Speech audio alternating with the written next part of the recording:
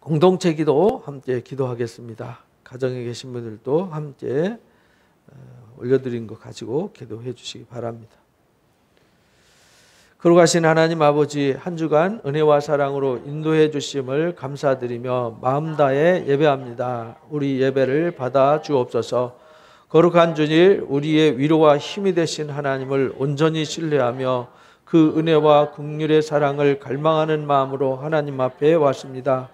오늘 예배가 하나님의 임재를 경험하고 하나님의 나라를 경험하는 참 안식의 시간이요 치유와 회복의 시간이 되게 하옵소서. 하나님은 우리의 유익을 위해 일하시는 하나님이심을 믿고 무엇을 말씀하시든지 간절한 마음으로 듣고 믿음으로 순종하겠습니다. 살아서 능력으로 역사하시는 말씀으로 온전히 변화되도록 도와주옵소서. 말씀을 통하여 하나님의 오묘하신 섭리를 깨달아 하나님 나라에 합당한 하나님의 자녀로 준비되게 하옵소서. 그리스도 안에서 우리의 속사람이 날마다 성령의 능력으로 강건하게 하옵시며 믿음의 뿌리를 깊이 내리고 믿음으로 강한 자가 되어 한가지 같은 믿음으로 주님 다시 오심을 사모하며 흠도 없이 점도 없이 온전한 자로 준비되게 하옵소서. 하나님의 나라의 복음을 마음에 품고 가족과 이웃에게 복음을 선포하고 보여주고 증명하는 복음의 증인으로 살게 하옵시며 범사의 복음의 말씀으로 주님의 몸된 교회를 세우고 건강하고 행복한 믿음의 가정을 세워가는 주님 제자로 살게 하옵소서. 계속되는 전염병으로 어려움이 많습니다. 주님의 은혜로 우리를 지켜 주옵시고 어서 속히 치유의 길을 열어 주옵소서. 혼란한 시기에 매일 말씀으로 전신갑주 입고 깨어서 영적 전쟁에서 이기고 또 이기는 자가 되도록 기도하겠습니다. 도와주옵소서. 사고와 질병으로 아파하는 성도들을 주님의 은혜와 치유의 손길로 고쳐 주옵시고 평안과 위로를 선물하여 주옵소서. 범사에 우리와 함께해 주셔서 은혜와 평강과 복된 길로 인도해 주옵시며 사탄의 시험과 악으로부터 보호하여 주옵소서. 우리를 위해 영광으로 다시 오실 예수님의 이름으로 기도합니다. 아멘. 12월 셋째 주 말씀, 복음과 하나님의 나라입니다. 누가복음 17장 20절, 21절, 2절 함께 큰 소리로 합독하도록 하겠습니다. 가정에 계신 분들도 가족과 함께 큰 소리로 읽어주시기 바랍니다. 바리새인들이 하나님의 나라가 어느 때에 임하나이까 묻거늘 예수께서 대답하여 이르시되 하나님의 나라는 볼 수 있게 임하는 것이 아니요 또 여기 있다 저기 있다고도 못하리니 하나님의 나라는 너희 안에 있느니라. 아멘. 기도합니다.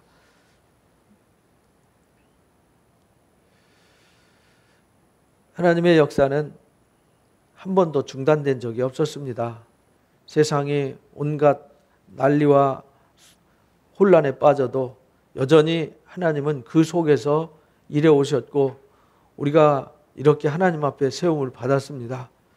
우리가 이렇게 오늘을 살아가고 오늘 이렇게 하나님을 예배하는 것 모두 다 하나님의 은혜입니다.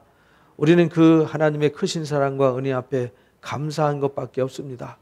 그래서 전적으로 하나님을 신뢰하고 의지하고 오직 믿음으로 오직 은혜로 오직 말씀으로 살기를 간절히 갈망합니다. 그래서 이 시간도 구별되어 하나님 앞에 왔사오니 우리의 마음과 생각과 뜻을 다 하나님 모아서 드리는 이 예배를 받아주시고 이 예배를 통해서 우리에게 필요한 것들과 있어야 할 것들로 가득가득 채워주시고 제해되어야 될 속된 것과 죄악됨과 하나님 세상에서 묻어온 어둠의 얼룩들은 다 주님의 보혈로 맑게 씻어주시기를 간절히 기도합니다.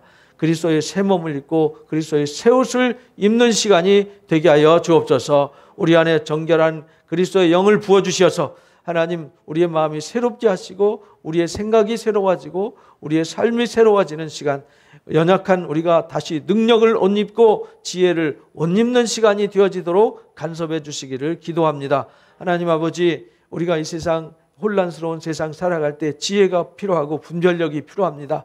하나님께서 말씀의 지혜와 분별력을 주시어서 항상 어디 가든지 무엇을 하든지 성결하게 구별되고 항상 하나님 편에 서서 살아가는 은혜자들로 세워지게 하여 주옵소서. 한 주 살아내고 또 감사함으로 하나님 앞에 왔습니다. 이제 우리의 모든 미래는 하나님께 있음을 고백하면서 이 시간 감사함으로 예배를 하오니 하나님께서 우리의 모든 감사를 다 받아주시고 감사 후에 더 넘치는 감사와 은혜로 채워주시기를 원합니다.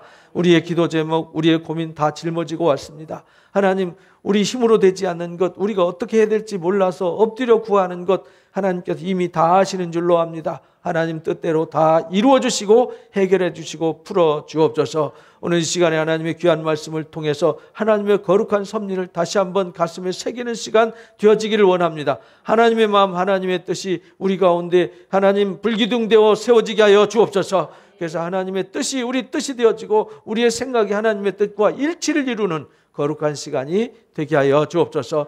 각 가정에서 예배하는 하나님 곳곳마다 주의 영이 함께 하시고 성령 불기둥 세워주시어서 그곳에서 능력이 나타나는 은혜의 시간이 되게 해 주옵소서. 예수님의 이름으로 기도합나이다. 아멘. 감사합니다. 우리가 신앙생활하면서 가장 많이 듣는 단어 중에 하나가 하나님의 나라죠. 천국, 하나님의 나라. 예수님이 또 사도 요한이 예수님 오시기 전에 이 땅에 와서 제일 먼저 외친 게 뭐냐면 회개하라, 천국이 가까이 왔느니라. 이제 가까이 왔느니라. 근데 예수님도 오셔가지고 전파하시면서 이르시되 회개하라, 천국이 가까이 왔느니라 이렇게 외쳤어요.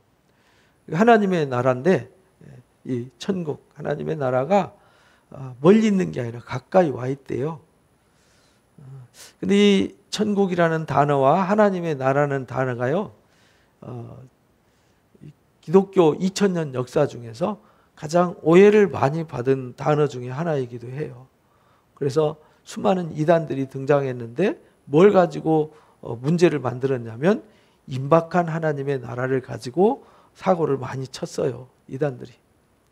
곧 하나님의 나라가 온다라는 임박한 종말론을 외쳐서 세상 생활 다 포기하게 만들고 그리고 자기들만의 세계로 빠져들어가죠. 옛날에 박태선이가 신앙촌 만들어서 망했잖아요. 지금 저기 가평 가다 보면 에덴 휴게소 있죠. 거기 보면은 에덴 성회라는 데가 또 있어요. 그 안에 꼴짝이 들어가면 들어가 봤는데 거기도 이렇게 자기들만의 세계를 만들어 놨어요. 그런 이단들이 수없이 많았습니다. 예수님 당시부터 시작해서 지금까지 그런 사람들은 수없이 많이 등장했어요. 근데 등장했다가 망하고 등장했다 망하고 등장했다 망하고 그랬어요. 왜냐하면 성경의 기본 개념을 잘 몰라서 그래요. 그래서 우리 기독교인들이 보면 성경의 기본 용어에 대한 개념 정의가 안 돼 있어요. 개념이 없어요. 쉽게 말하면 하나님의 나라 그러면 죽어서 가는 나라로만 생각하고 살아서 막 어떤 공간으로 이동하고자 하는 이런 잘못된 사고로 아주 뿌리 깊이 내려져 있어요. 그래서 오늘 하나님의 나라가 무엇인지, 왜 하나님 나라가 복음인지를 우리 한번 점검해 보는 시간. 그래서 우리는 정말 하나님의 나라를 바르게 알고 있는가, 또 바르게 신앙하고 있는가, 이거를 점검하는 시간이 됐으면 좋겠습니다. 왜냐하면 하나님의 나라에 대한 오해로 인해서 수많은 사람들이 미혹돼 가지고요 넘어졌기 때문에 그래요. 예수님이 세례요한이 잡힌 후에 천국 복음을 전파하며 하나님 나라가 가까웠으니까 회개하고 복음을 뭐 하라고요? 믿어라 이렇게 권고하셨어요. 복음을 믿어라. 요 의미가 무엇인지, 하나님 나라가 가까웠으니까 복음을 믿으라. 그러면 하나님의 나라는 뭐고 복음은 뭔가? 이걸 오늘 이제 해답을 얻어가시기 바랍니다. 데살로니가후서 3장 10절 12절에 보면은 데살로니가 교회가 임박한 종말론 때문에 문제가 생긴 교회예요. 왜냐하면 사도 바울이 와서 복음을 전했는데 이제 곧 주님 나라가 온다는 거죠. 그러니까 일할 필요 없어요. 이 임박한 종말론자들이 항상 강조하는 것이, 야, 곧 하나님 나라 오는데 직장은 왜 다니냐? 공부는 왜 해? 돈 벌어서 뭐 하려고 그래? 이렇게 강조를 하거든요. 그래서 직장 관두고 학교 관두고. 근데 이 데살로니가 교회가 그런 교회였어요. 그래서 사도 바울이 아니야, 그게 아니야 라고 가르쳐 줬어요. 주님이 내일 온다 할지라도 오늘 너희들이 할 일을 해야 돼, 이렇게 가르쳐 주셨어요. 근데 여기에 일하기 싫어서 주님 나라 곧 오는데 뭐하러 고생해, 그냥 대충 살다가 주님 오면 그냥 뿅 하고 주님하고 그냥 사라지면 그만이지, 이렇게 이제 이해를 했단 말이에요. 근데 사도 바울이 그런 게으른 사람들 도무지 용납하지 마라. 그런 사람들 일만 만든다, 잘못된 종말론으로 문제만 만드는 사람들 용납하지 마라. 너희는 자기가 수고한 걸 먹어야 된다. 오늘 나에게 주어진 달란트의 사명을 다하고, 오늘 주어진 사명을 주님 내일 오신다 하더라도 오늘 나에게 주어진 사명을 다하는 삶이 돼야 된다. 이걸 가르쳐 주셨어요. 예수님이 마태복음 24장에 종말론에 대해서 가르쳐 주셨잖아요. 종말의 마지막 때에는 무슨 일이 있겠습니까? 할 때 두드러진 역사가 뭐냐면 거짓 선지자들이 많이 등장한다. 거짓 선지자가 뭔지를 잘 아셔야 돼요. 거짓 선지자들은 알지도 못하면서 아는 체 하는 사람들. 제대로 뭔가 성경도 배우지도 않고 성경에 대해서 깊이도 알지 못하면서 마치 자기가 전부 알고 있는 것처럼 떠들어대는 사람도 거짓 선지자예요. 그리고 잘못된 영을 받아가지고 잘못된 이론을 내세우는, 잘못된 교리, 잘못된 신앙을 내세우는 사람들, 이게 거짓 선지자란 말이에요. 하나님의 참 선지자들은 하나님께 받은 말씀을 그냥 그대로 전해주는 거예요. 그래서 이 진리라고 하는 것은 성경 66권이 진리예요. 선지자는 어떤 사람이 선지자냐면 하나님의 말씀을 분명하게 먼저 아는 사람이 선지자예요. 선생이 누구냐? 하나님의 말씀을 분명하게 먼저 아는 사람이 선생이에요. 모르는 사람은 거짓말할 수밖에 없는 거죠. 그래서 말씀을 가르치는 사람은 성경을 많이 읽어야 되고, 많이 기도해야 되고, 많이 묵상해야 되고, 그래서 바르게 알아야 돼요. 그래서 성경을 부분적으로 알면 안 돼요. 성경을 전체적으로 통으로 이해를 하고 성경을 온전하게 알아야 돼요. 성경을 온전하게 알면 누구를 알게 되느냐? 유일하신 참 하나님과 예수 그리스도를 밝히 알게 되는 거예요. 그러면 그런 사람들을 어디로 이끌어갈 수 있느냐? 진리 가운데 이끌어갈 수 있고 참 영생 가운데 이끌어갈 수 있는 거예요. 그래서 거짓 선지자들 주의해라. 많이 일어나서 표적을 행사하고 기사를 일으키고 막 신비주의 막 방언하고 기도하고 막 환상 보고 막 이런 거 가지고 미혹한다는 거예요. 그거는 은사지, 그거는 하나님 나라하고는 상관없는 거예요. 우리가 은사와 하나님, 은사는 어떤 일을 하는데 유익을 주기 위해서 주셨다. 사도 바울이 고린도전서 12장에서 그렇게 가르쳐 주셨어요. 은사는 어떤 일을 하는데 유익을 주기 위해서, 봉사하려면 봉사할 수 있는 재능이 있어야 되잖아요. 기도하려면 기도할 수 있는 힘이 있어야 되잖아요. 누구는 기도 5분 하고도 기도할 게 없는데 누구는 밤을 새워서 기도하잖아요. 누구는 말씀을 막 조금만 읽어도 힘든데 누구는 막 하루 종일 성경 읽어도 막 재밌고 은혜로워요. 누구는 가서 막 누굴 가르치는데 가르치면 가르칠수록 재밌고 은혜로워요. 근데 누구는 아는 건 많은데 들어있는 건 있는데 이걸 설명하기가 어려워요. 왜 그러냐? 은사가 달라서 그래요. 그래서 하나님이 주신 것을 필요한데 유익하게 활용하기 위해서 은사를 주신 거지, 은사하고 천국하고는 상관이 없습니다. 은사로 천국 가는 게 아니에요. 하나님의 말씀을 믿음으로, 예수 그리스도를 믿음으로 진리 가운데 인도받음으로 우리가 하나님 나라에 이르게 되는 것이죠. 그래서 베드로후서 2장에도 거짓 선지자들이 많이 일어난다. 예수님만 그런 게 아니라 예수님이 부활하시고 나서 바울이 순교할 당시가 64년에서 66년경이잖아요. 그러니까 벌써 34, 5년이 지났어요. 예수님이 부활 승천하시고. 그 기간 지난 이후에도 거짓 선지자들이 많이 일어났어요. 근데 요한 사도가 복음을 전하는 요한 1, 2, 3서 계시록서 쓸 때가 거기서부터 또 30년 점프예요. 그때에도 거짓 선지자들이 많이 일어났어요. 근데 그 거짓 선지자들이 오늘날도 많아요. 그래서 분별력이 필요한 것이죠. 그래서 오늘 우리에게 필요한 게 뭐냐면 하나님의 나라가 뭔지 알아야 돼요. 우리가 계속 지금 말씀을 들으면서 제가 주일날 말씀을 전할 때 개념 중심으로 설명하는 이유는 기독교인들이 너무 개념이 안 돼 있어요. 안식이 뭔지도 모르고요. 하나님 나라가 뭔지도 몰라요. 기도가 뭔지도 모르고요. 복음이 뭔지도 제대로 몰라요. 그리고 신앙한다는 게 마치 우상 숭배하듯이 우상 섬기듯이 신앙을 해요. 그러니 이게 문제가 되는 거죠. 그래서 우리는 하나님 나라가 무엇인지를 깨달아야 돼요. 단순히 죽어서만 가는 나라? 그래서 안 믿는 사람들도 불신자들도 유교 믿는 분들도 죽으면은 뭐 불교에서도 극락 간다 그러고 천당 간다고 그러잖아요. 유교에서도 죽으면은 억울한 사람은 구천을 떠돈다. 그래서 살풀이 해가지고 구천을 떠나서 이승에서 저승으로 가야 된다. 뭐 이승에서 저승 가는데 노잣돈도 필요하다 그래서 상여멸 때 앞에다 돈도 놓고 이러지 않았습니까? 이 하나님의 나라에 대한 개념이 이 유교적 개념, 불교적 개념이 아니에요. 성경에는 분명하고도 명확하게 가르쳐 주셨습니다. 그래서 이 하나님의 나라에 대해서 알아야 되는데 단순히 물질적, 공간적 개념이 아니라는 거예요. 그래서 성경에서 히브리 말로는요, 하나님의 나라를 하나님의 왕국, 무슨 말이냐, 말쿠트라는 뜻이에요. 말쿠트 샤마임, 샤마임 하늘이라는 뜻이거든요. 하늘의 왕국. 하늘의 왕국이 무슨 말이냐면 하나님이 왕이 되어서 통치하는 곳. 그러니까 거기는 하나님의 통치만 있어요. 다른 통치는 없어요. 하나님이 왕이세요.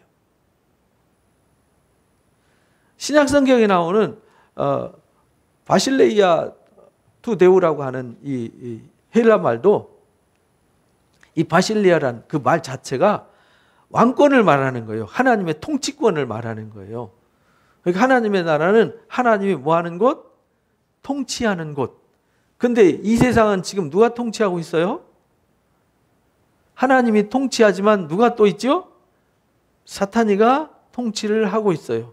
그래서 하나님의 통치 아래서 이 사탄이가 통치를 해서 사탄의 통치 아래에 있는 자들을 죄의 종이라고 말하는 거예요. 죄의 종들은 어디에 이르게 되죠? 사망에 이르게 되는 거예요. 그래서 죄의 종이 돼서 사망에 이르는 자들을 거기서 건져내가지고 하나님의 통치로 옮겨지는 작업, 이게 뭐냐면 하나님이 하시는 일이에요. 그래서 우리가 성경에 이제 마태복음에는 천국으로 나오고 마가, 누가, 요한에는 하나님의 나라로 나와요. 그러면 도대체 천국은 뭐고 하나님의 나라는 뭐냐? 영어로 보면 The Kingdom of God으로 돼 있고 또 The Kingdom of Heaven으로 돼 있잖아요. The Kingdom of Sky라고 안 하죠? 스카이가 아니라 Heaven이에요. 스카이란 말은 물질적, 공간적 개념이에요. 쉽게 말하면 스페이스 개념이잖아요. 텅 빈 공간의 개념. 그래서 하나님의 나라는 텅 빈 공간을 말하는 게 아니라는 겁니다. 여기 우주 대기에 있는 우주 공간을 하늘이라고 하지 않아요. 그런데 우리는 하늘 그러면은 어디를 쳐다보죠? 저 위를 쳐다보면서 거기가 하늘인 줄 알고 있어요. 거기가 하늘이 아니고요.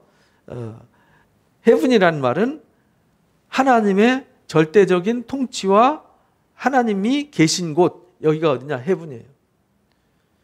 그래서 성경이 헤븐이라고 쓴 거예요. 우리 주기도문에도 헤븐으로 나오잖아요.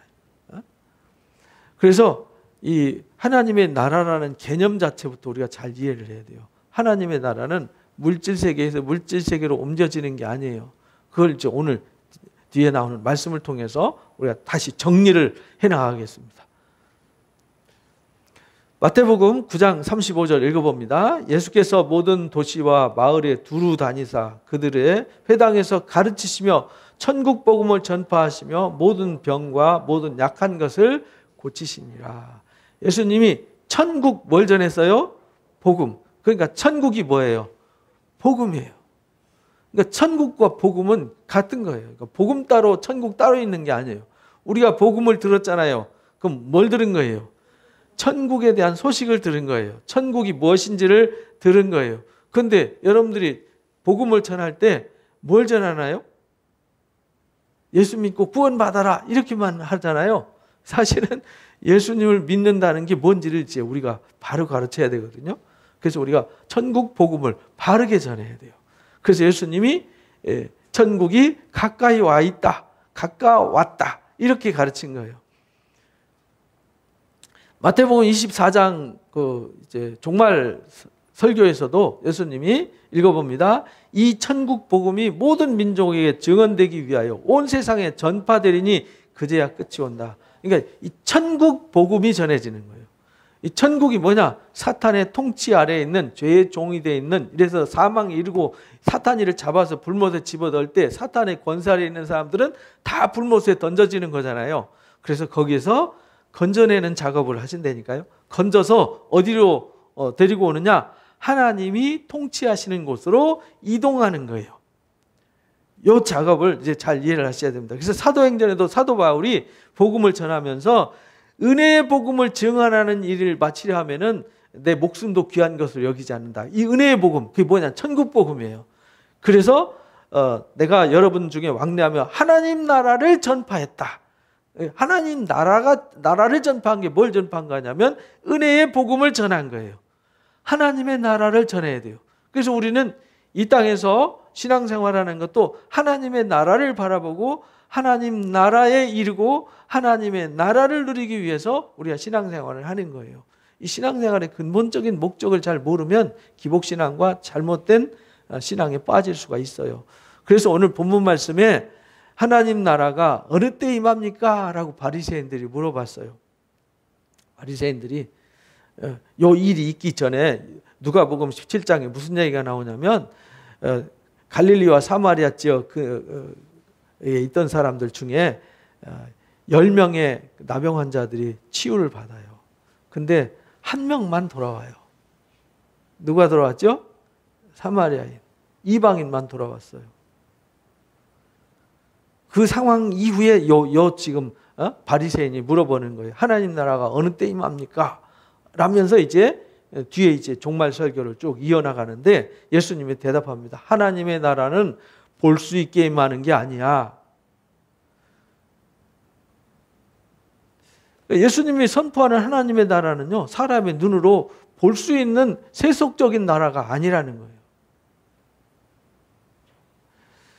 그리고 여기 있다 저기 있다도 못한다, 공간적 개념이 아니라는 뜻이에요. 하나님의 나라는 어디 있어요? 너희 안에 있다. 이러니까 하나님 나라가 이 속에 하나님 나라가 왜 있지? 어떻게 있지? 이런 고민이 생기는 거죠. 그 말은 무슨 말이냐면 하나님의 나라가 곧 누구냐면 예수 그리스도가 하나님의 나라예요. 하나님이 곧 하나님의 나라예요. 하나님이 없으면 거기는 하나님의 나라가 아니에요. 예수님이 계셔야 거기가 하나님의 나라고 하나님이 계셔야 하나님의 나라예요. 그냥 계시기만 하면 안 돼요. 하나님의 통치 아래에 있어서 하나님의 통치를 받고 있는 곳이 어디냐? 하나님의 나라예요. 여기서부터 이제 천국이 시작되는 거예요. 그래서 천국 복음이 이 땅에 뿌려지는 거죠. 천국 복음의 씨가 이 땅에 뿌려지는 거예요. 그래서 지금 여기 있는 이미 도래한 하나님의 나라가 천국이에요. 그리고 아직 완성되지 않은 하나님의 나라가 있어요. 그래서 하나님의 나라는 하나의 단어로 장소적 물질적 개념으로 하나님 나라는 여기야 이렇게 하면은 그건 이단이에요. 하나님의 나라는 예수 그리스도를 영접하는 순간 내가 하나님의 통치로 옮겨졌어요. 그러면 나는 사탄의 나라에서 어디로 옮겨졌어요? 하나님의 나라로 옮겨졌어요. 그러니까 나는 이미 누구의 통치를 받고 있죠? 하나님의 통치, 예수 그리스도의 통치를 받아요. 그래서 예수님이 나의 주예요. 그래서 예수님을 뭐라고 불러요? 주님이라고 불러요. 하나님을 주라고 불러요. 이제는 더 이상 나는 사탄의 통치를 받지 않아요.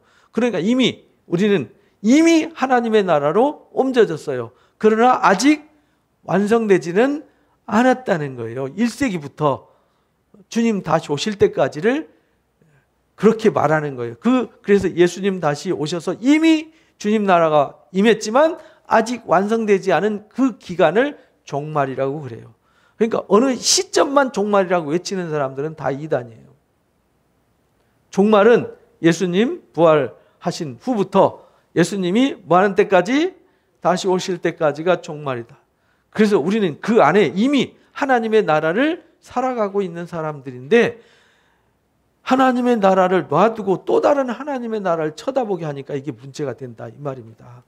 그래서 마태복음 12장에 읽어보겠습니다. 28절 그러나 내가 하나님의 성령으로 힘입어 귀신을 쫓아내는 것이면 하나님의 나라가 이미 너에게 임하였느니라. 귀신에게 지배받다가 이제 귀신이 나가버리고 이제 하나님이 그 가운데 임하셔서 그를 다스리고 있으니까 거기에 뭐가 임한 거예요? 하나님의 나라가 임한 것이죠. 하나님의 나라가 내 안에 있어야 되고, 그래서 우리가 주기도할 때 뭐라고 외우죠?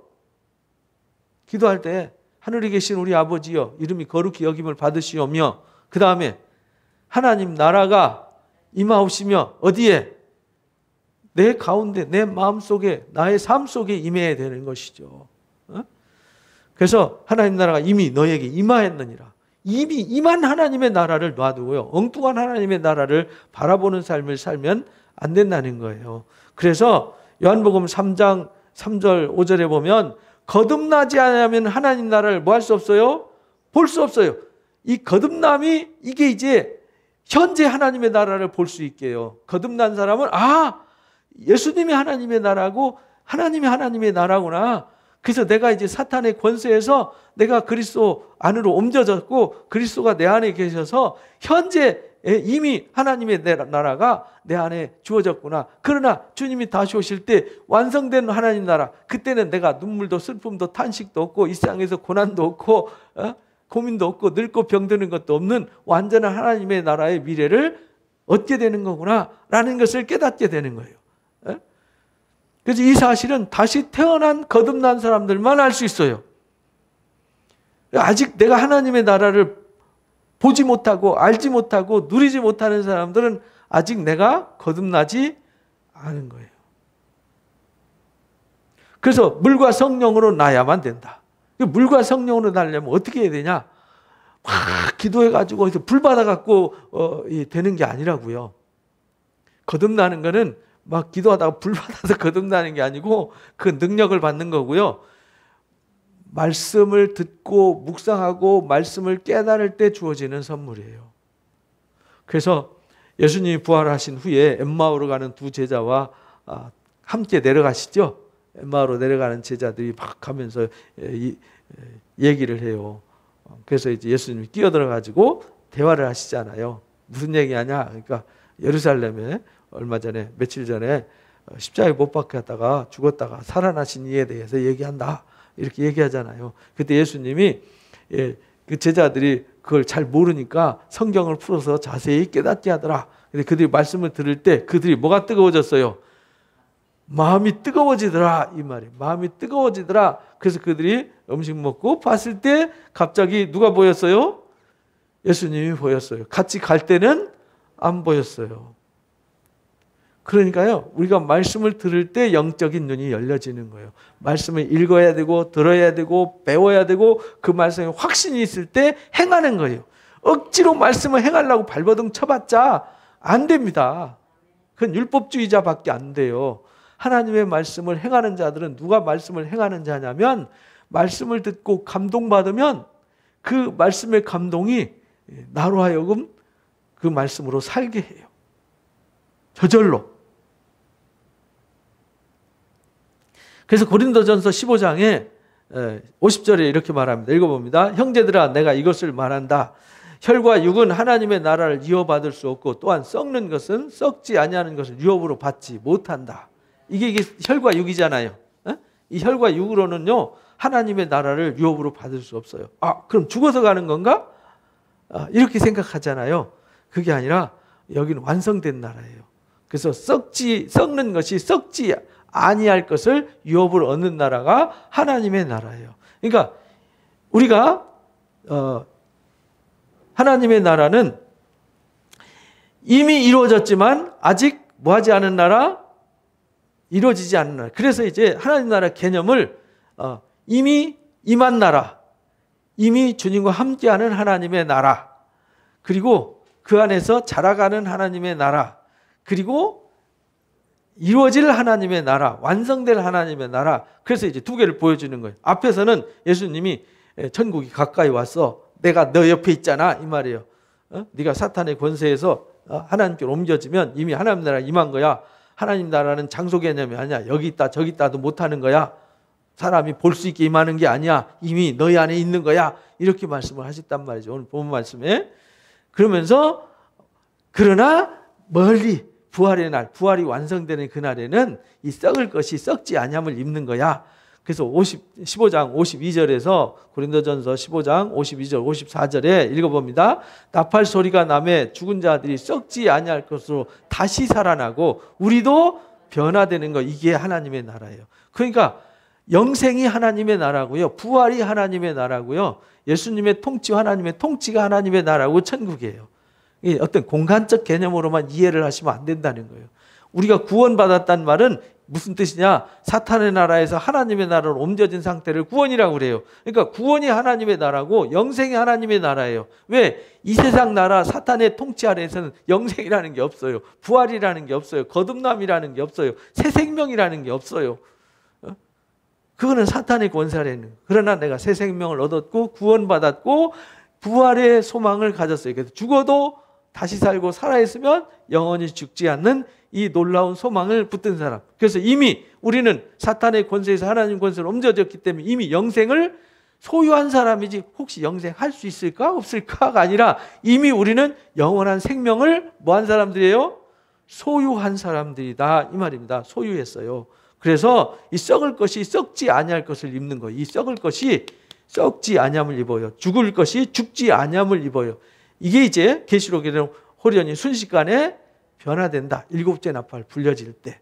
그러니까 죽은 자들이 살아나고 영의 새 몸으로 살아나고 우리도 영의 새 몸으로 호련히 순식간에 변화되는 나라. 그래서 영원히 주님과 함께 혼인 잔치 속에서 영원히 사는 나라, 그게 하나님의 나라라는 거예요. 근데 이 땅에는 하나님의 나라가 없고 자꾸 이제 죽어서 가고 저쪽에 있는 하나님의 나라만 가르치는 이상한 사람들이 있다는 거예요. 또 그렇게 믿는 사람들이 있다는 거예요. 그거는 잘못된 신앙이에요. 성경이 가르치지도 않는 신앙. 성경이 그렇게 가르친 적이 없어요. 성경에 그런 내용이 없어요. 그래서 우리에게 임하는 나라는요, 우리에게요. 우리에게 하나님의 나라예요. 하나님께 하나님의 나라가 아니라 누구에게? 우리에게 하나님의 나라는 이미 임한 나라예요. 하나님의 나라는 현재 나 개인이 누릴 수 있는 현재 삶 속의 영적인 상태이면서 예수님이 다시 오실 때 믿는 자들이 이르는 온전한 완성된 나라. 그래서 우리는 이미와 아직이라는 사이 속에 살아가고 있는 거다. 그래서 우리는 이미 임한 나라 속에서 우리는 하나님의 나라를 가고 있는 겁니다. 완성되어 가는데, 그래서 이제 뒤에 이제 비유의 말씀을 가르쳐 주신 거예요. 누가복음 9장 27절 읽어봅니다. 내가 참으로 너희에게 이르노니 여기 서 있는 사람들 중에 죽기 전에 하나님 나라를 볼 자도 있느니라. 예수님이 거기 서 있는 제자들한테 너희들이 죽기 전에 하나님 나라 볼 사람도 있어, 이렇게 말씀하셨어요.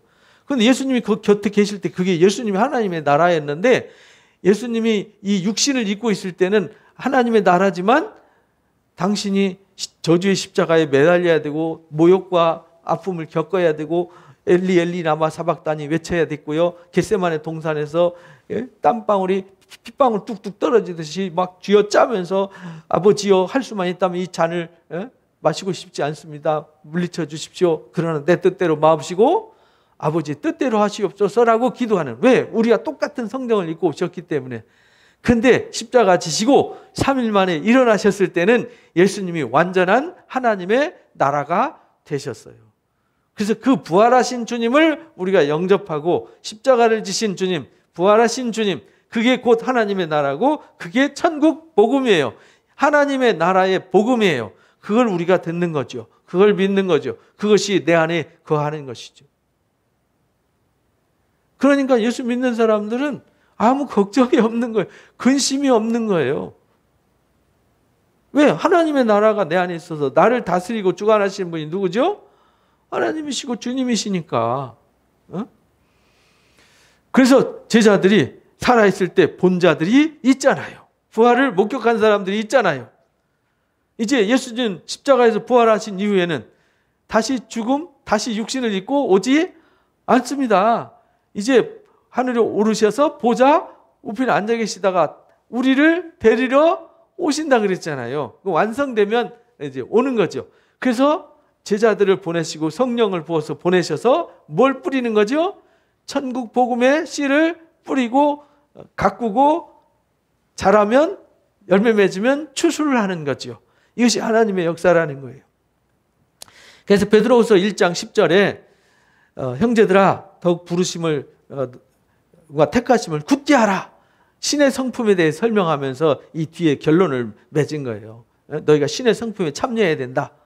신성한 성품에 참여하게 되면 하나님 나라에 넉넉히 이르게 된다 하면서, 그러니까 너희가 부르심과 택하심을 굳게 해야 된다. 이것을 행한 즉 언제든지 뭐하지 않아요? 실족하지 않게 된다. 너희가 하나님의 나라가 너희 안에 있다는 걸 잊지 말아라 이 말이거든요. 부르심과 택하심이 뭐냐? 천국 복음을 듣고 너희가 천국 복음으로 하나님의 나라에 이미 옮겨졌어. 하나님의 나라가 너희 안에 임해 있는 거야. 이거 확실히 알고 신앙해 이 말이거든요. 부르심과 택하심을 굳게 하라는 말이 그 말이에요. 너희가 어떤 존재인지 잘 알아야 돼. 그래서 너희가 하나님의 나라의 삶을 살면은 예수 그리스도의 영원한 나라에 넉넉히 들어감을 얻는다. 넉넉히 주실 거다. 왜? 당연히 이미 임한 나라예요. 아직 완성되지 않은 나라죠. 이미 임한 나라인데 우리가 그 임한 나라에 대한 확신을 가지고 살아가면 이미 완성된 나라도 이미 될 거다 이 말이에요. 아직 시간만 남아있는 거지. 이미 우리는 얻은 것이다 이 말이에요. 그래서 사도행전 14장에 사도 바울이 1차 선교 여행 떠나가지고요, 그 복음을 전하고 나서 복음을 그 성에 전하여 많은 사람들을 제자로 삼았어요.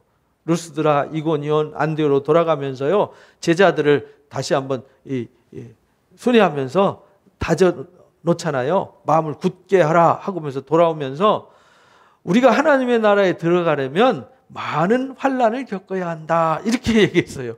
하나님 나라 들어가려면 뭘 겪어야 된다고요? 많은 환난을 겪어야 된다. 씨가 뿌려져서 자라려면은 많은 바람이 또는 햇빛이 또 여러 가지 환경과 조건을 이겨나가고 자라서 열매 맺는 거잖아요. 우리가 콩 하나 열매 먹는 것도요, 사실 알고 보면 거기에 오묘한 하나님의 사랑이 담겨진 걸 먹는 거예요. 콩 하나가 씨 뿌려져 가지고 자라는 동안에 하나님 햇빛 주시고 공기 주시고 농부의 수고와 땀과 그 토양의 그 무기물과 유기물들이 또 각종 그 햇빛에 의한 광합성 작용이 다 해가지고요, 복합적으로 작용해서 그 이동되어지고 다른 사람들 수고를 통해서 뭐가 만들어 내 밥상에 올라오는 거거든요. 콩 한쪽 쌀 한 톨 다 거저 먹는 게 아니에요. 하나님의 은혜로 먹고 사는 겁니다. 그래서 하나님 나라에 들어가려면은 우리가 과정을 통해서 이루어지는 거다 이런 걸 잊지 말아라. 이미 내가 하나님 나라에 임했지만 완성된 하나님의 나라에 임하기까지는 우리가 남은 시간을 살아내야 된다. 살아내는 과정이 있는 거다. 그래서 이미 과정을 통해서 임한 나라이지만 아직 이루어야 될 미래형이라는 걸 잊어버리면 안 된다. 점점 자라서 변화되어지고 주님 다시 오실 때 완성된다. 그래서 사도 바울이 데살로니가 전서 5장에서 종말에 대한 주님 다시 오실 때에 관한 말씀을 가르쳐주면서 너희가 주 예수의 날에 흠도 없고 점도 없고 티도 없이 라고 강조했어요. 너희 온 몸과 영과 혼이 주 예수의 날에 흠도 없고 점도 없고 티도 없이 온전한 자들로 보존되기를 바란다. 그러려면 감사해야 되고 기도해야 되고 쉬지 말고 기도해야 되고요. 성령을 소멸시키면 안 되고 예언을 멸시하면 안 돼요. 옳은 것은 좋은 것은 취하고 나쁜 것은 내어버려야 돼요. 그런 수고가 있어야 된다는 거예요. 왜? 우리가 하나님 나라에 이르려면은 하나님만 일하는 게 아니라 사탄이가 우리를 넘어뜨리려고 온갖 일을 하기 때문에 그렇다. 그 얘기가 나오는 게 계시록에 나오는 얘기잖아요. 그죠? 그래서 이사야서 65장에 새하늘과 새 땅을 강조했어요. 이미 구약 성경에 보라 내가 새하늘과 새 땅을 뭐 한다고요? 창조한다. 이게 완성된 나라잖아요. 우리는 완성된 나라를 바라보기만 하고 이 땅에서 하나님 나라를 살지 못하는 사람들은 완성된 하나님 나라하고 상관없다는 걸 잊어버리면 안 돼요. 내가 창조하는 것으로 말미암아서 영원히 기뻐하며 즐거워할 하게 할 거다. 이렇게 말씀하셨어요. 그 나라에 가면 이전 것은 다 기억도 안 나요. 마음에 생각도 안 나요. 왜? 완성된 나라에 가니까. 근데 이 땅에서는 우리가 과정이 필요한 것이죠. 베드로후서에서도 바울이 마지막 유언 설교잖아요. 마지막 유언 설교에 마지막으로 부탁한 얘기가 그날에 이 세상이 불심판이 임하게 된다. 뜨거운 불에 다 녹아지고 심판을 받게 되는데 그의 약속대로 우리는 어디를 바라봐요? 새하늘과 새 땅을 바라본다. 우리에게는 이 물질 세계가 다 소멸되어지고 심판받아도 우리는 그들과는 구별되어진다. 그래서 우리는 새하늘과 새 땅을 바라보는 거다. 그래서 계시록 11장에 7째 천사가 나팔 부니까 세상 나라가 우리 주와 누구 나라가 돼요? 그리스도의 나라가 되어져요. 그래서 7째 나팔 불려질 때 우리가 호련히 순식간에 변화되어서 거기서 세세토록 뭐 하는 거예요? 왕노릇하는 거죠. 왕노릇. 왜? 하나님이 왕이시고 주님이 왕이 되셔서 다스리는 그 나라에는 나도 왕이 되는 거예요. 왜? 거기는 다른 것이 없어요. 사탄의 역사가 없다 이 말이죠. 그래서 완성된 하나님의 나라가 계시록 21장에 새하늘과 새 땅을 보니 처음 하늘과 처음 땅은 뭐였어요? 없어졌어요. 바다도 있지 않아요. 그러니까 우리가 생각하는 개념이 아니다 이 말이에요. 그 말은 우리 눈에 보여지는 이 세상 모든 물질 세계의 개념이 아니다. 새하늘과 새 땅은 우리가 생각하는 개념의 차원을 뛰어넘는, 그래서 성경에요, 예수님이나 사도들이나 선지자들이 가르칠 때 이 땅의 하나님의 나라 이야기를 하고 저기 있는 하나님의 나라 얘기는 많이 하지 않아요. 왜? 설명해봤자 못 알아들어요. 사도 바울도 셋째 하늘까지 이끌려 올라가지고 말할 수 없는 말을 들었어요. 그리고 너무 신비로운 걸 봤어요. 근데 말하지 않았어요. 계시록 10장에 보면 7무리가 발할 때 기록하지 마라 그러잖아요. 그거 써봤자 별 도움이 안 돼. 예? 말해봤자 무슨 말인지 못 알아들었는데 그것보다 중요한 거는 이 세상 사는 게 중요한 거잖아요. 그죠? 이 세상 살 때 사탄의 권세에서 하나님의 권세로 옮겨지는 이 하나님의 나라가 중요한 거예요. 그리고 하나님의 통치 아래 머물러 있어야만 완성된 하나님의 나라를 유업으로 얻을 수 있다 이 말입니다. 그래서 교회가 할 일, 우리가 해야 할 일, 우리 가정이 해야 될 일이 뭐냐? 이 땅에서 이 예비된 하나님의 나라, 그게 중요하다 이 말입니다. 그래서 마태복음에 보면 13장에 천국은 설명하잖아요. 게다시 같다, 누룩 같다, 보화 같다, 진주장사 같다. 이게 다 뭐냐면요, 과정을 말하는 거잖아요. 뭘 말한다고요? 과정. 하나님의 나라는 자라가는 거야. 하나님의 나라는 변화가 필요한 거야. 하나님의 나라는 발견하고 찾아야 돼. 진주장사처럼 뭔가를 진리를 구하고 찾아야 돼. 이렇게. 그래서 발견한 자는 다 팔아서 사야 돼. 이게 천국이라는 거죠. 우리가 이미 완성된 하나님 나라, 이게 필요 없다니까요. 완성된 하나님 나라 겨자씨가 왜 필요하고 거기에 무슨 두르기 보화가 왜 필요해. 그런 설명도 필요 없는 곳이에요. 거기에는. 이 땅에서 우리가 사는 동안에 이 천국은 이런 과정이 필요한 거야. 그 다음에 마태복음 22장, 20장, 25장에도 천국은 혼인잔치 같아. 하나님의 초청에 부르심에 응해야 돼. 하나님의 초청 응하지 않는 거는 하나님의 나라에 임할 수 없어. 하나님의 나라는 이른 아침에 난 집주인과 같아. 왕의 잔치와 같아. 이런 거 말하잖아요. 하나님 나라는 신랑을 맞으러 나간 열처녀 같아. 준비하지 않으면 못 들어가. 이 말이에요. 또 어떤 사람이 소유를 맡긴 달란트의 비유와 같아. 그날에는 양과 염소를 구별하듯이 확실하게 구별되는 거야. 어떤 자가 구별되느냐? 평소에 지극히 적은 소자를 섬기는 자가 곧 그게 나한테 한 거야. 그런 사람이 진짜 준비된 사람이야. 그 사람이 하나님 나라가 임한 사람이야. 이렇게 가르쳐 주는 거죠. 그래서 마태복음 25장에 열처녀의 비유와 달란트의 비유와 양과 염소의 비유를 가르쳐 주신 거예요. 하나님의 나라를 뭐 하라고요? 준비하라. 준비. 근데 우리는 이 땅에 소망을 가지고 이 땅이 전부인 줄 알고 목숨 걸면서 정말 하나님의 나라를 위해서는 구하지도 않아요. 찾지도 않아요. 잘하지도 않아요. 변화되지도 않아요. 준비하지도 않아요. 정말 내 옆에 있는 지극히 적은 소자를 섬기지도 않아요. 그리고는 나 교회 열심히 다녔으니까 나 천국 갈 수 있어. 근데 예수님은 그렇게 말해요. 나더러 주여 주여 한다고 천국 가는 게 아니야. 그래서 이 땅에서 하나님의 나라는 누가 가느냐? 누리는 자가 갑니다. 누가 간다고요? 누리는 자. 그래서 하나님의 나라는요, 먹는 것과 마시는 것이 아니고 성령 안에서 의와 평강과 희락이라는 걸 잊지 마라. 이 세상에 있는 소망, 이 땅에 있는 것이 아니라는 거예요. 하나님의 나라의 통치를 이 땅에서 경험하는 것, 그게 뭐냐? 누리는 거예요. 기독교는 고난의 종교라고 말하잖아요. 근데 고난의 종교는요, 수준이 좀 낮은 사람들이 겪는 것이 고난의 종교예요. 왜? 이제 육신에서 사탄의 권세에서 하나님의 권세로 옮겨지는데 이 고난이 필요하거든요. 사탄의 모든 끈을 다 끊어야 되고 옮겨져야 되니까.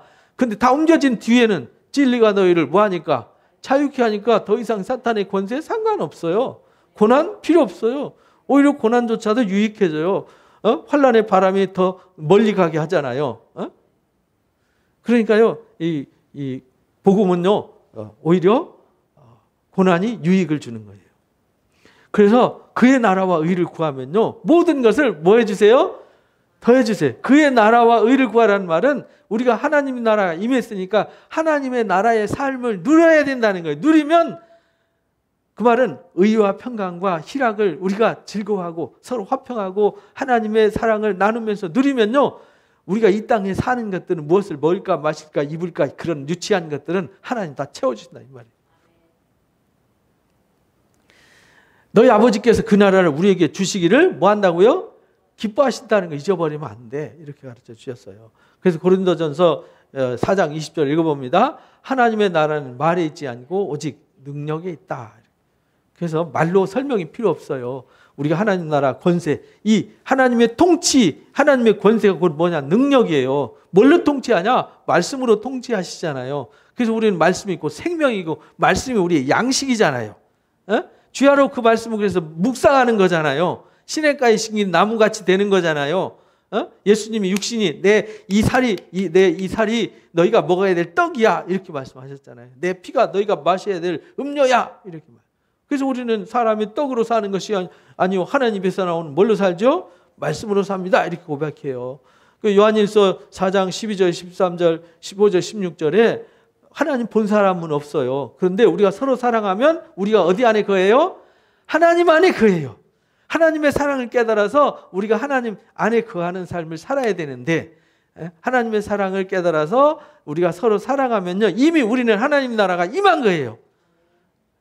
하나님 안에 거한다는 말은 하나님 나라가 임했다 이 말이에요. 그의 성령으로 우리에게 주심으로 우리가 그 안에 거하고 그가 우리 안에 거한다. 이미 하나님 나라가 이미 임해서 하나님 나라의 삶을 살고 있는 거다. 누리고 있는 거다. 이렇게 말해요.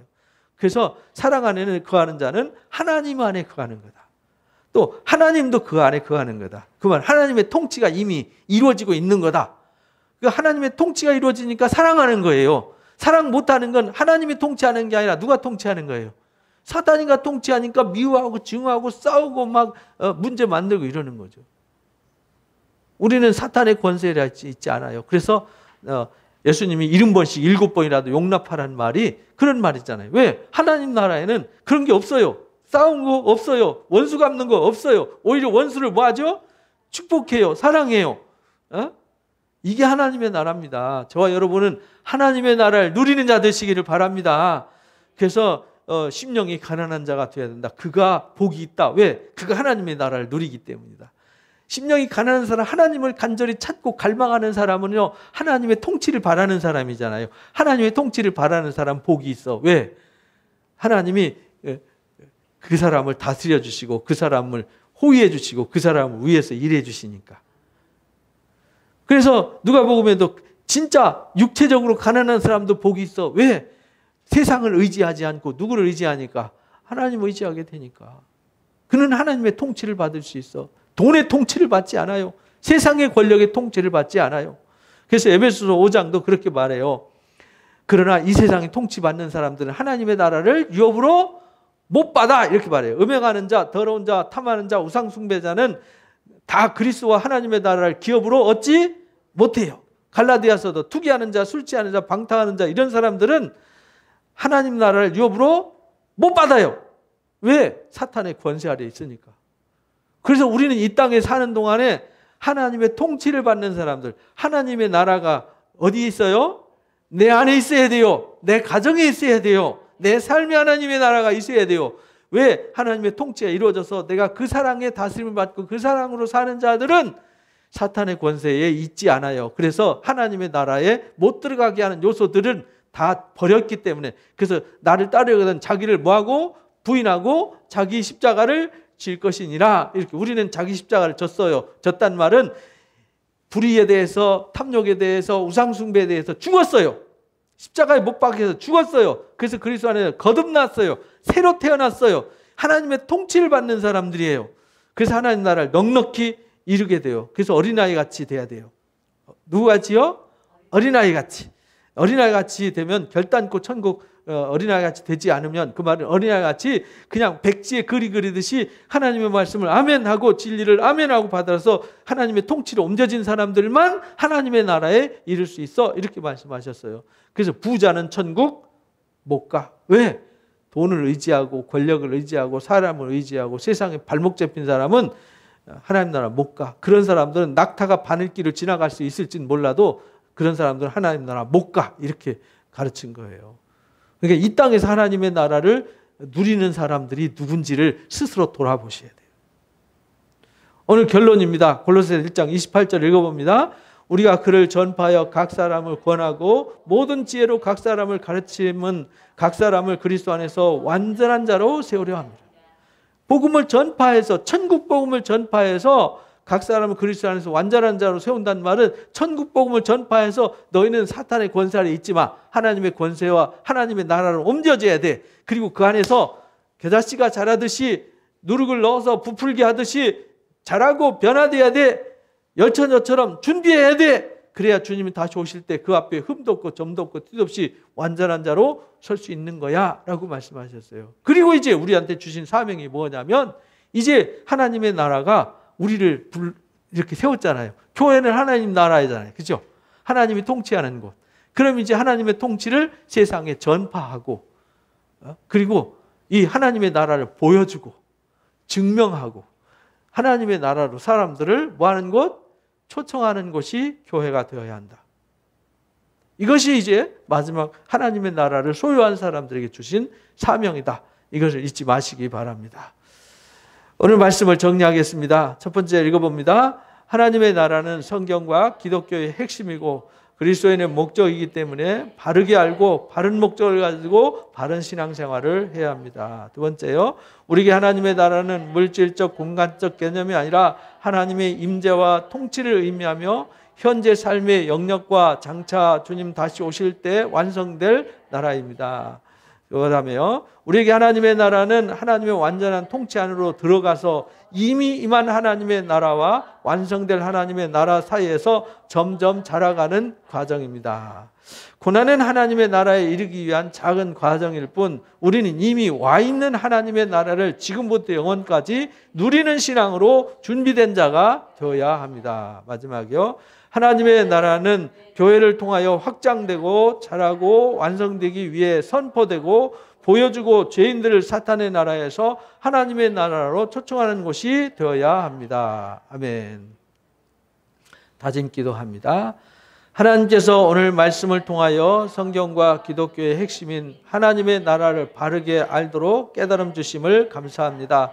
우리에게 하나님의 나라는 하나님의 임재와 통치가 이루어지는 현재의 삶과 장차 주님 다시 오실 때 완성될 나라임을 깨달았습니다. 날마다 하나님의 완전한 다스림 안에서 이미 임한 하나님의 나라와 완성된 하나님의 나라 사이에서 점점 자라가겠습니다. 이미 와 있는 하나님의 나라를 지금부터 영원까지 누림으로 준비된 자가 되어 고난조차도 즐기는 자가 되겠습니다. 날마다 나와 우리 교회를 통하여 하나님의 나라가 확장되고 자라가고 완성될 수 있도록 하나님 나라의 복음을 선포하고 보여주고 죄 아래 있는 이웃을 사탄의 나라에서 하나님의 나라로 부지런히 초청하는 삶을 살 수 있도록 도와주옵소서. 예수님의 이름으로 기도합니다. 아멘. 감사합니다. 찬송가 438장 부르시면서 오늘 예배를 마치도록 하겠습니다. 감사합니다. 우리가 하나님의 나라를 분명하게 깨달았습니다. 복음이 무엇인지 분명히 깨달았습니다. 이제 우리는 예수 그리스도를 만났고 예수 그리스도를 주로 영접했고 이제 옛사람은 벗어버리고 그리스도의 새 옷을 입어서 이제 하나님의 나라로 우리는 옮겨졌습니다. 이미 하나님의 나라가 우리 안에 임했음을 분명히 확신합니다. 이제는 세상의 통치를 받는 사람이 아니라 하나님의 통치를 받는 하나님의 자녀의 삶을 살게 해 주옵소서. 하나님 나라의 주인공이 되게 해 주옵소서. 그래서 그 안에서 자라고 변화되어지고 온전하게 되어져서 주님 다시 오실 때 그 앞에 흠도 없고 점도 없이 티도 없이 완전한 자로 세워져서 그 완성된 주님의 나라를 상속받는 상속자들이 되게 하여 주옵소서. 지금 우리 주 예수 그리스도의 크신 은혜와 우리 아버지 하나님의 놀라우신 사랑하심과 보혜사 진리의 성령님의 교제 교통 인도하심이 복음과 하나님의 나라에 대해서 명확하게 알고 이제 이 세상 나라에서 하나님의 나라로 온전히 옮겨져서 온전한 하나님의 통치 아래에서 온전히 하나님의 은혜로 그 나라에 완성되기까지 승리자로 늘 살아가기를 원하는 우리 사랑누림교회 성도들 머리 위에와 이들 가정과 일터 이 교회 위에 이 나라 민족 위에 지금부터 영원토록 함께하시기를 간절히 축원하옵나이다. 아멘. 감사합니다. 예배를 마칩니다.